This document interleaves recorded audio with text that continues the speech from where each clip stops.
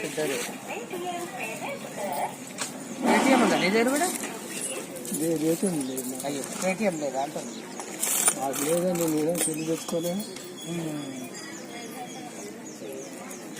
ఒక్కళ్ళు కాదు తమ్ముడా, ఇద్దరు చేయాలి. ఇద్దరు కూడా తడి బట్టలతో 11 బిందెలు పోయండి చెల్లమ్మ. అర్థమైతుందా చెల్లమ్మ నీకు?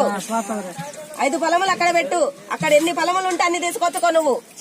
సాయంత్రం 3 గంటలకు మళ్ళీ తిరిగిపో చెల్లమ్మ. ఇద్దరు పోవాలి, అప్పటిదాకా పచ్చి గంగ ముట్టవద్దు. కటిక ఉపవాసం ఉండాలా. నాగన్న స్వామి మొక్కంటే ఏందనుకుంటున్నావు నువ్వు?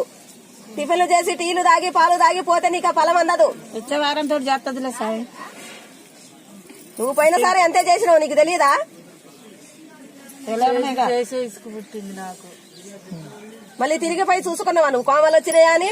తెలియదు అప్పుడు. ఓ చెల్లమ్మ, పోయి 3 గంటలప్పుడు కోమలు ఎన్ని కోమలు వస్తే నీకు అంత ఫలం